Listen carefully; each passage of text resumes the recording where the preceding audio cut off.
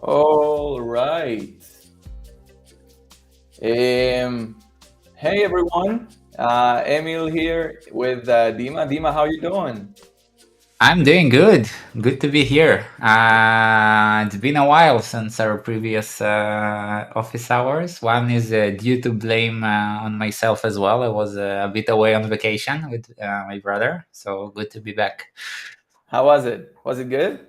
It was fantastic. We actually been into a northern part of Spain on a music festival, which Yeah, was awesome. And we have one of our team members from Spain actually was giving me a lot of recommendations and cool places to see. So it was I really enjoyed it. I can amazing, recommend. amazing. So, welcome everyone.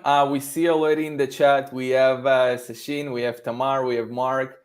Thank you already for joining. Please let us know that you are here. Say hi in the chat. Tell us what is your time right now. For us, it's 3 p.m. But just let us know where you're coming from and where you joining us from, and we just want to say hi. Anyway, we have a lot of things. I mean, we have an hour or so, probably a bit less time to share what we already been doing for the past few weeks, some new changes, updates, and I'm personally really excited to share some of those, and I know that Dima probably as well. Uh, we have Sachin with 5:30 p.m. from India. Hey, we have also Martin in the chat. Hey, how you doing? Um, all right, so let's dive in. So we have this time. I have a manual clicker that I'm going to use for my phone, like Nice, yeah, to change the slides. Uh, fancy. yeah, very fancy. So next slide. We Can have you do it again, please? It was I love the effects also. yeah. So I really hope that you're going to enjoy the new slideshow. I was really enjoying to working on it. So just let us know what you think a bit later. But anyway, welcome to Office Hours. It's July 18, and yeah. So first thing first, this is again, it's a pre-release. It's the 0.17 pre-release, and we're going to talk about what you can expect during this release that probably going to happen in the upcoming week or so, right, Dima? Yeah, yeah. Yeah. So again, this is also the place where you can ask questions, maybe something related to the release, maybe something a bit out of the scope. But of course, we will do whatever we can to make sure you will get addressed to your question, and we would love to provide all the information we can.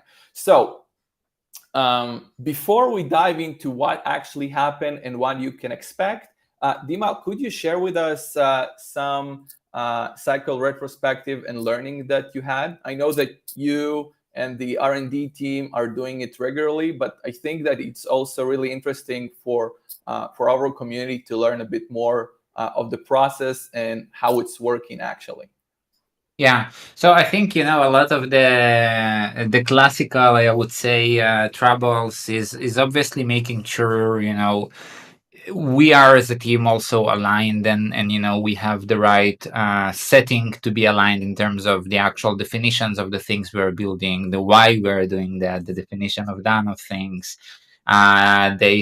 There is some designs involved that we're making sure that everything is ready for the kind of implementation phase, and we have all of those things kind of sorted out before. And then obviously there is the practical kind of aspects of planning a cycle or a sprint. Mm-hmm. Okay, we have those ideas in mind. How do we estimate them properly? How do we understand our capacity as a team? How do we make sure that we are consistent with this phase? Mm-hmm. So we've been recently kind of doing a transition that we believe works better for us from more longer cycles and sprints, which kind of always ended up in a version release. So we previously would do kind of a 4 weeks basically work, dedicated work, that we would finalize something, and then we'll kind of force to push it out, in a sense, more towards smaller sprints and smaller cycles, which are 2 weeks based, and then basically after that it can end up in a release or not. And we have implemented also feature flags for the system, so we can kind of release and gradually expose some of the new functionalities we are working on, and iterating over them. Is not that we kind of release the version and we've worked on a feature, that's the end of it. It's a matter of, okay, following up on those things. So basically we try to create a bit more flexible environment for us, so reducing the actual sprint time and cycle time to make sure that it's easier for us to plan. It's always easier to plan 2 weeks than 4 weeks, because you have much more unknowns in this. And we can also be much flexible with the learnings we are having, so we can reprioritize and make sure that we are kind of working on what's important once we work on that. So this is kind of, behind the scenes, kind of some of the things we are putting a lot of attention and effort. And if I would ask you kind of one thing or one big thing that you have learned or considering to implement in the next cycle, what would it be? So I think, right now we are working, and this is just from a conversation we had a few days back, is we are a fully remote team, and we are across different time zones as a team as well. And one of the challenges for us is, looking at reducing the actual sprint length. Is, you have a lot of overhead work to actually implement a sprint. This is the preparation work, the design review, the planning, the estimation. So there is a lot of those kind of agile rituals, I would say, that are available on each cycle. So one of the key areas we are trying to find a good solution on with the right now is with the estimation phase of the pre-planning, basically, of a cycle. And this is, how do we estimate the issues or tickets in a way that is an async friendly, that we can do that across a couple of days, and each one can work from their kind of time and time zone. Unfortunately, we are having a hard time to find a good tool for that integrates with Linear. This is the tool we're using. There are a few tools that for Jira that work quite nice, but we are trying to find a good tool to do that. We've tried a few. We had some kind of problems with them, and it was a lot of fun. So this one of the challenges right now for us is to kind of find a good way over the pre-planning phase of things, and how do we can be efficient and also inclusive for people who might, right now it's their morning or evening, so they can participate in their own kind of time, and then we can combine the knowledge together. So this is just like a small example of some of the things that, we are taking a look at right now. If anyone from the audience experienced or even solved this problem in their organization, of course, we would love if you could let us know what are you using, or maybe some methodologies or tools, anything. Of course, feel free to reach out to us over Discord, and let us know if you can help us in any way. All right. So before we also going to dive into the other aspects and the actual more feature related and technical related stuff, I want also to give some updates regarding the developer experience that we and my team, leading by Prosper, probably you all or seen him already, or you read some of his works. But again, all what's related to the developer experience, if it's educational content, if it's documentation, if it's kind of guides, videos, it's something that we are putting a bit more efforts on, and switching gears to higher gears to make sure that, first of all, you will know about each and every update and new feature that we releasing, and also that you could understand how to use it as quickly and as efficiently as possible. So for that, we introduced a new section in our documentation, which is the guides section. Right now, the first thing that we decided to tackle here led by Sumit, is also one of our team members, is the digest engine and how to use it and implement it with an in-app and email notifications. And we also have a lot of quick start guides for different SDKs. It's something that we also tackling much more, I would say, aggressively, but it's just something that we wanted to tackle and to address a long time ago. And we find those amazing people who are helping us to maintain and to build those other SDKs around Novu. And of course, this is also the moment that we want to express our gratitude. And of course, to each and every person that may be coming across Novu and would like to know if they could work with their native or comfortable kind of language zone or technology. This is a good place at least to start and to play around with.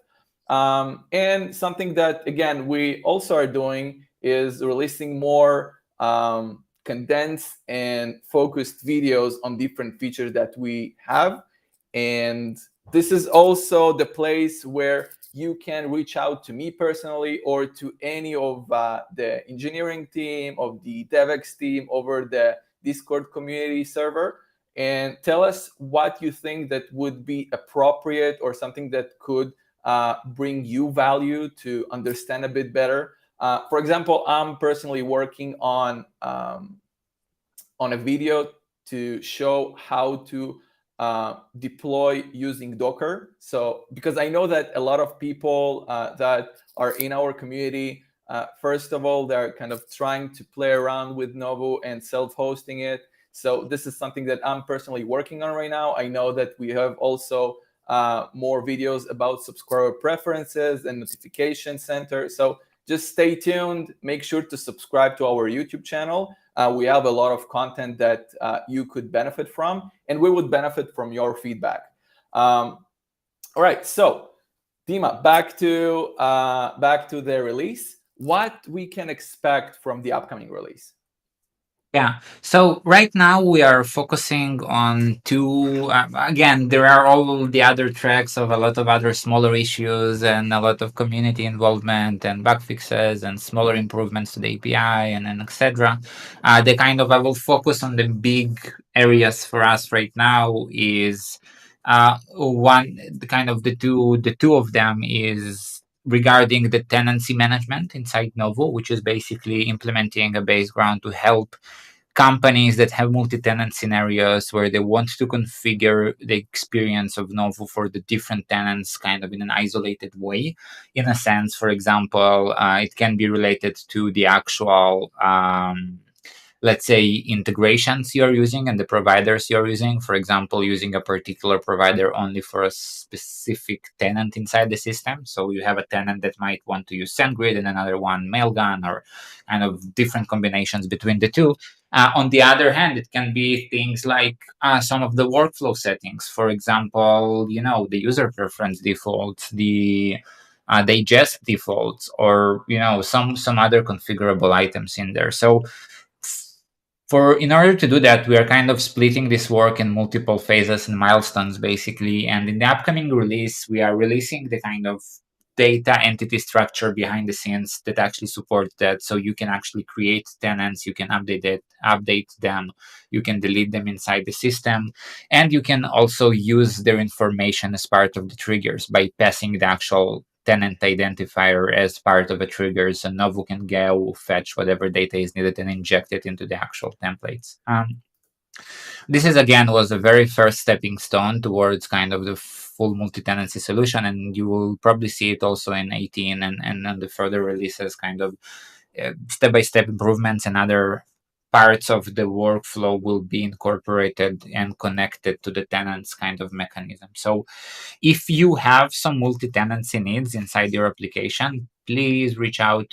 We are speaking with a lot of folks about the different needs and problems and etc. If you have it, feel free to write here in the chat or also follow up on Discord so we can maybe get a quick conversation and even a video call to kind of better learn about your use case.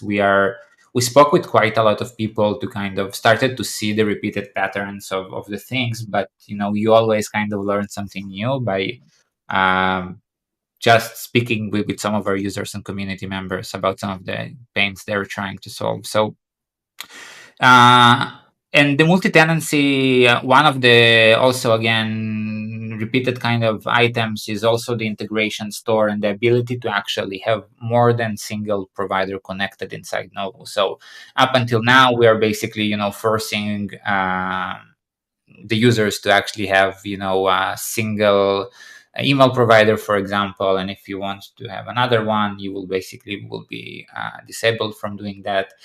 We had to change the way we actually display the providers inside Novu and the way you manage them in general. How do you connect them, and etc.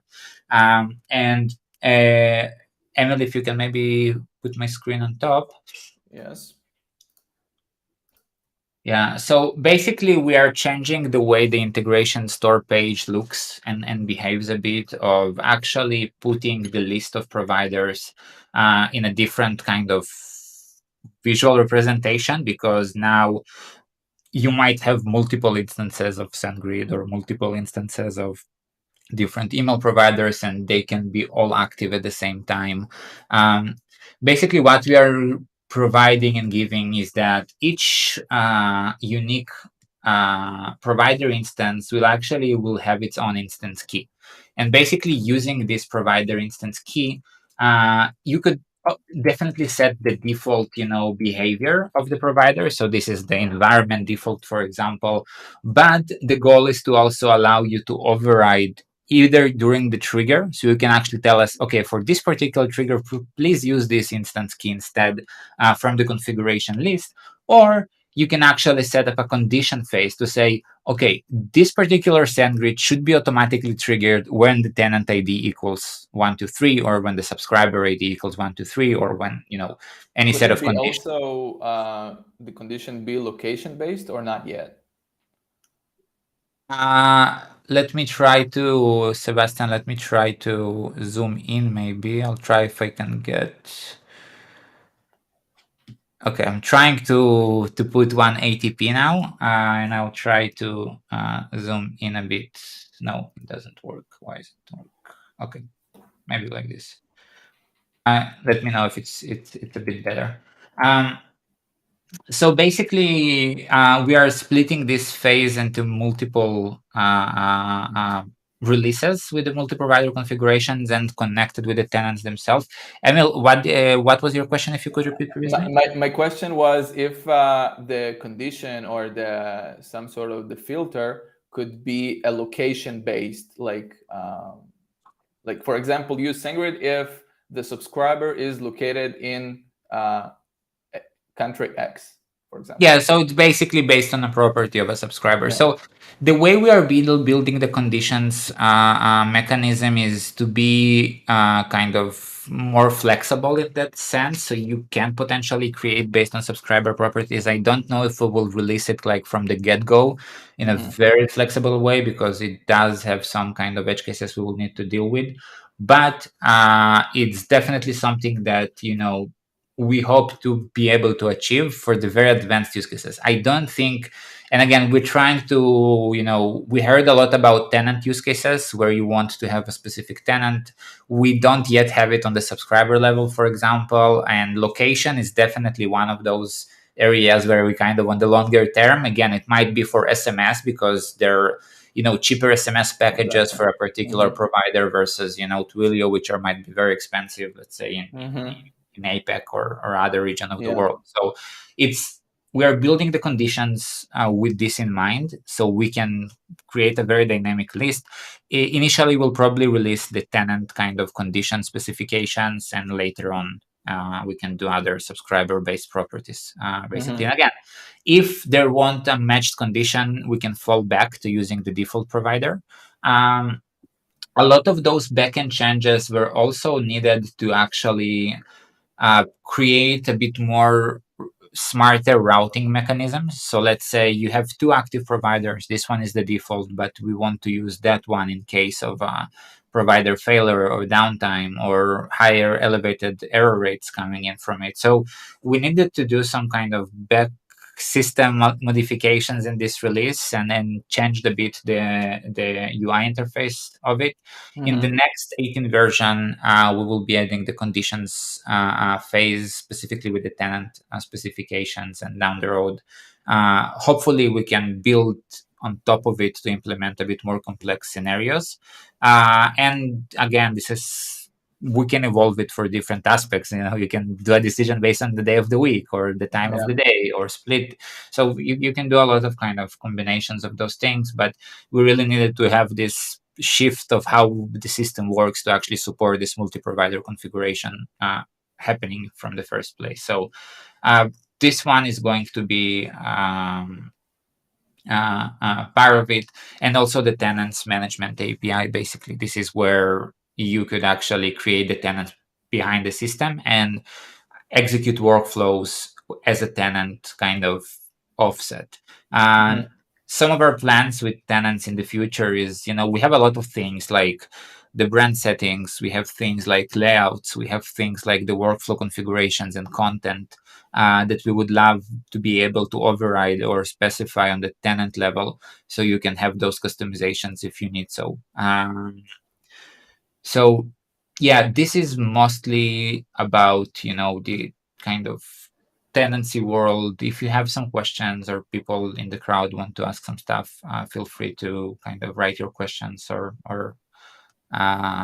thoughts regarding that. Mm-hmm. All right. So, and regarding, okay, we do have a question. Will choosing a specific provider at the step be available? So at the current release, no. Basically, one of the key reasonings behind the conditions kind of flow is to allow us to do if we need so. So we can kind of create more on the workflow level. Okay, I want to have a specific node. Um, I would love maybe Dmitry to hear, some of the use cases for this from you. Is it looking on the email channels, or is it more relevant for, let's say, push or chat channels where you want to have like a Slack content different than Discord content? So we have some plans on this particular use cases a bit solved in a bit different way rather than manually specifying those providers. But if you're on our Discord, please send me a message or just in general with why would you want to do that, and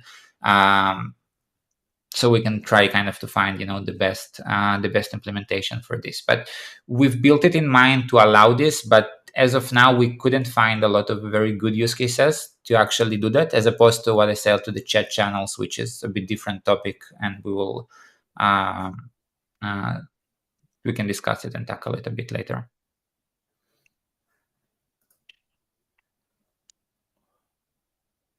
Yeah. So, Yeah, sounds good. Sounds good. So again, for those particular areas, we need to look. Do we want to actually maybe do a marketing on the provider on the override on the workflow level versus the node level? So this particular workflow is more of a marketing related, so you can actually use uh, a different SendGrid integration or API key or IP pool or whatever is related to that. So I would really appreciate if we can connect, Dmitry, and we can chat about it together and publish our discoveries later for the community as well. amazing. Okay, again, folks, if any of you would like to ask any questions, of course, feel free to do so in the chat. We will make sure to address it, or at least make sure to follow up on this a bit later. All right, so Dima, let's talk a bit about what is on the table for the next cycle, or for the 0.18 release, kind of what's in the ideation process. Yeah, so first of all, we are, again, as I mentioned in the beginning of the call, we are changing a bit the definition of a cycle and a release. So we can kind of narrow down this question to what we can expect in the next release versus in the next cycle. But as I mentioned, we are kind of focusing a lot right now on a few key areas. One of also improving the existing layout and user interface of the system, because we are trying to simplify kind of the separation between the environments and what is reusable and what is not part of the environment. So we are doing some changes, and we have recently have somebody in the team that kind of leads this UX kind of and motion, and he have a lot of work to change some of the existing patterns we already have, and it's not always the easiest thing, but uh, we'll be tackling a lot of the improvements over the general layout and how do we structure the pages inside the system. And on the other hand, as I mentioned, the tenancy and the provider kind of configuration is something that we will keep kind of iterating on. With a bit more in-depth kind of configurations and supporting a bit more use cases as we go. So I would say that around the tenancy and provider configs, this will be a couple of iterations for us. Down the road, we are again we now planning the upcoming couple of months and some of the things that kind of focus areas for us. So we are considering areas around the translation management aspects of Novu and supporting multiple languages inside your workflow. So we are starting basically collecting some insights about the usage patterns and what are the problems and how people are solving, for example, localization issues and etc. But those are a bit early kind of research stages. Another cool area we are investigating right now is also the React sorry, not React, the actual email configuration experience of how do you actually create, email designs and email templates inside the system. We are trying to do a small of kind of POC implementations in the upcoming month or so of can we use something like React Email or MGML that was prompted by some of the people in our community. And I think even Sebastian is I seen him on the comments, was one of the people who suggested kind of to look at those things if I my memory didn't betray me there. So we're trying to kind of look for different ways to improve the experience around it, because we all know that creating email templates and HTML is always a pain, specifically when it comes to compatibility with email clients and etc. So this is something that we will need to look. And Tracer, yeah. So we are, if there are some amazing people, we can never say no. So if you want to reach out to me or write on Discord, so we can continue the conversation there. We have a question from Sai N. I hope I pronounced it correctly. Is there a way to support badges? I'm not sure that it's enough context. Sai, could you maybe add a bit more? But Dima, do you understand the question? Not really. Not really. Okay. All right. So, Sai, if you can elaborate a bit more, we would love that. We see a question from Harrison. What is the difficulty is in supporting custom SMTP for self-hosted versions? So it's depending on if I understand the question correctly or not. So we do have a custom SMTP provider that will basically allow you to send the messages from it. But Harrison, if you are referring more towards internal system kind of emails, such as password reset and invite emails from Novu, one of the problems we have there is, if you are referring to that, one of the problems we're referring to is that Novu uses Novu for that. And basically all the content of the notifications is located on our cloud service. And for that, you need a private API key to actually make the communication. So what we will need to do, we will need to actually change the way and actually handle some of the basic HTML content inside, just some file or something like this. and we cannot use basically our Novu instances. So we need kind of to either import them locally on your self-hosted version. We are looking into different potential solutions for this that will kind of also be sustainable on the long term once we introduce a bit more emails and etc. So I hope that we will be able to do something about it soon. But as of now, unfortunately, kind of the main challenges is mostly around that we use Novu to send those emails as well.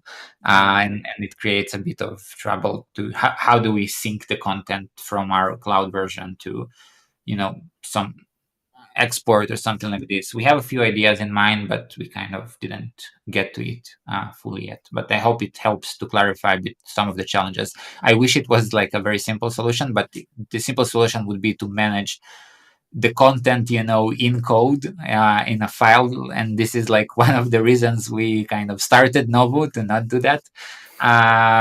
So it kind of clashes with our kind of instincts, but for some of the system critical functions, maybe this is our only option, and this is what we will do. So we'll see. Meanwhile, of course, if anyone has any other questions, please feel free to ask. Dima, do you have any other kind of updates, big things, something that you would like to share with our audience and with the community? So I think, we are right now, we kind of invest from multiple, aspects of the Novu functionality when it comes to also some of the performance and kind of back of the scenes, also kind of improvements on the processing time and the integration, with the caching services and etc. Let's see what we have. A special account inside Novo instance for internal notifications. Yeah, this is another option, but we kind of still need to import the content from somewhere. I love the brainstorming on this one.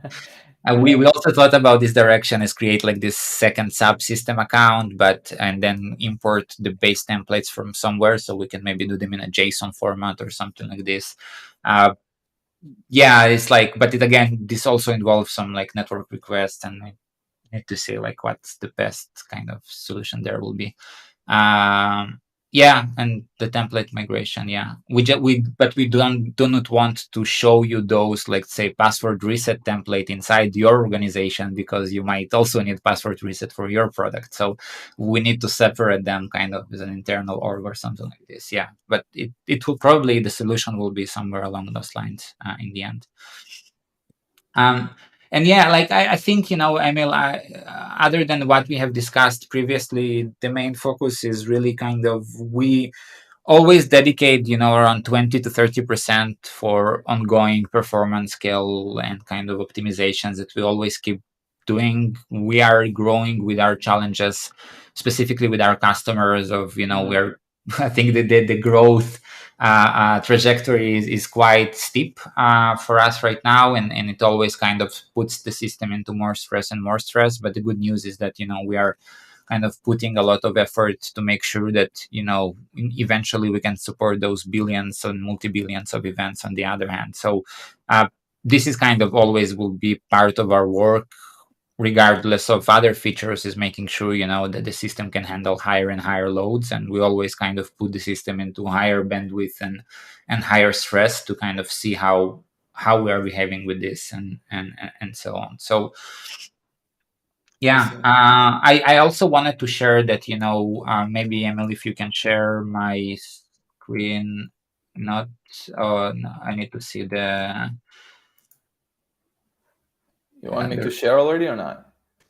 Yeah, you can share like live, live thing. I need to see what with the roadmap page looks like. The SSL is not configured properly, but we have the roadmap.novu.co, which we'll look in a second. What's the SSL thing issue there? But basically, is all the list of backlog items and projects, the planned I one. hope it has a dark mode. Yeah. Now, this is an internal tool for us, by the way. Shout out to the fantastic folks from product line. We use them quite intensively of kind of managing feedback from across different areas and customers and channels we have. And we have this roadmap functionality with them that basically allows us to for you basically to submit also your own ideas and thoughts and requests. Also to upvote. Yeah, exactly. Yeah. So, Dmitry Aramov, is a very good question regarding the actual change detection mechanism. So we actually store the diff of the changes when we promote and we show you the changes item.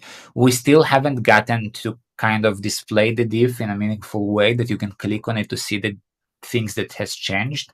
We already store this information, and we will definitely invest in this area of, okay, what has changed, so you can see that the diff log exactly, because we already have it basically inside the system.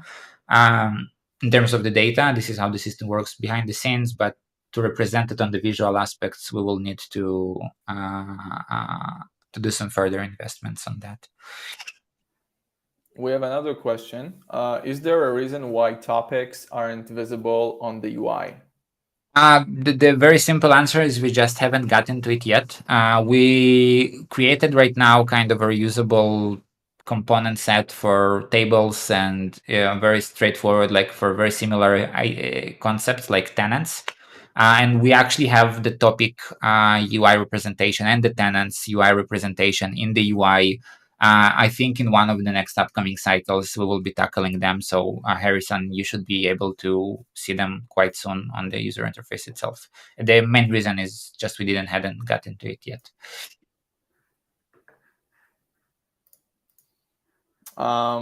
If anyone has any other questions, feel free to ask. You have probably a few more minutes of us here.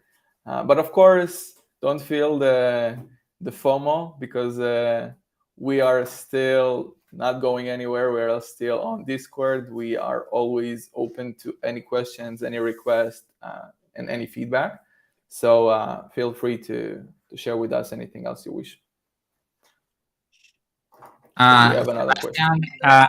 Yes, usually the cloud version is much ahead of the kind of latest branch. We do utilize feature flags there, so some of the features we're still kind of hiding from the release. But yes, the cloud will usually be kind of very, very ahead of the public releases in most cases.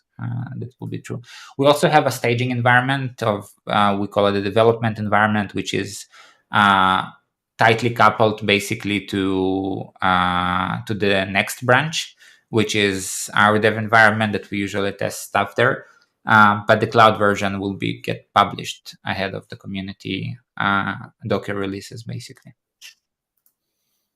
Another question from Ecos. Yeah, Ecos, very good item. We actually have it on our public roadmap as well as an integration into third-party systems to kind of push information about SynRead to other systems.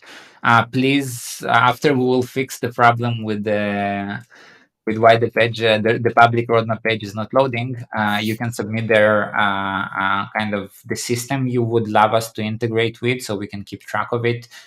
We do have it on the plans. As of now, unfortunately, the only way would be to actually kind of have a manual sync of getting the actual activity feed and updating your item. So we don't have an easy streaming way to do that, unfortunately.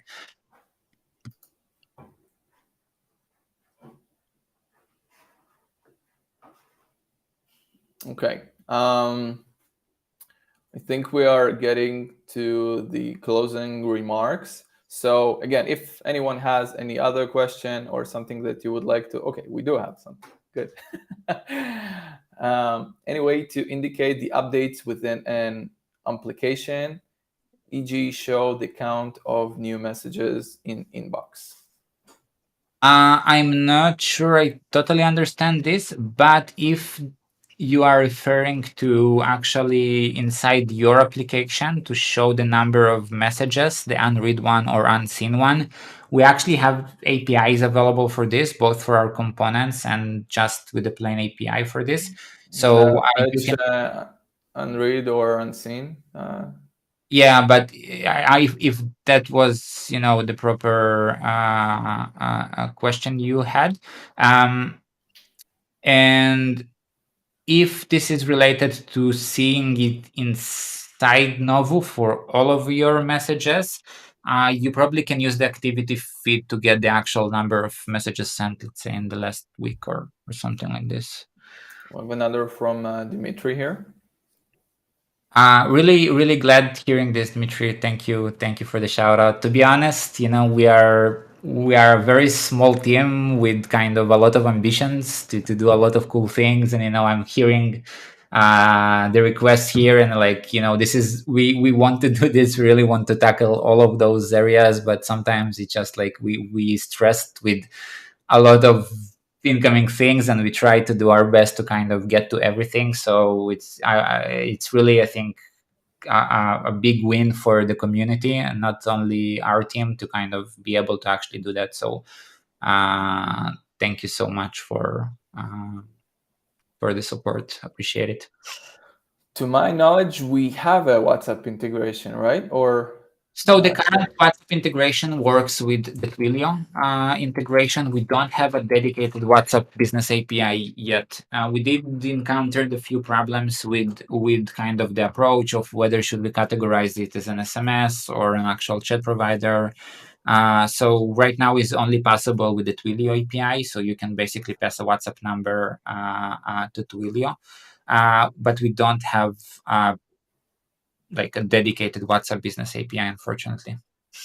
Is it something that on the roadmap somewhere or not So yet? we don't have like something that is a very kind of, I can tell you it's going to be released on 17 or 18, for example, but we are looking at the chats and specific channel kind of level of details we have, and we do see some problems with uh, provide a better flexible structure for Slack content templates and Discord kind of styling language, because they each one have a bit different flavor. Yeah. And the same goes with WhatsApp as well, because you need to, specifically with the marketing ones, you need to pre-approve some of the templates, and it's a bit like the process is a bit more complex there. I don't have a date for it yet, but it's definitely something that is part of our core kind of values and things. So Harrison, I think that usually what WhatsApp does is with their API key, they can use the actual. I try to find some examples and I'll send it over Discord. I had some guide about it somewhere, but they actually, I think they have this kind of prefix you will be adding that can differentiate between the two. I just don't remember like 100%, so I'll try to kind of find it out and send it a bit later. And maybe we can also add it on the public doc, so Yeah, it would people be will. a good idea. All right. So we probably going to wrap up this session. I really enjoyed this. Dima, thank you so much. Thank you for everyone who came, participated, asked questions, or even just came here to absorb and watch what we are doing and working on. Again, it's a huge pleasure, and we believe that the next office hours is going to be around the, of course, post release and what we will work on at that particular time period. So again, till then, feel free to reach out to us. Feel free to go to Discord to message us, maybe a DM if it's something that is not if it's not appropriate to be in public channels. We are available and more than happy to address any issue, any question, any request you have. Dima, any closing words? No, thank you all for joining. Really appreciate your time and taking the time of your day to be here with us. And we'll see you around. Thank you very much. See you next time. All right. Bye bye.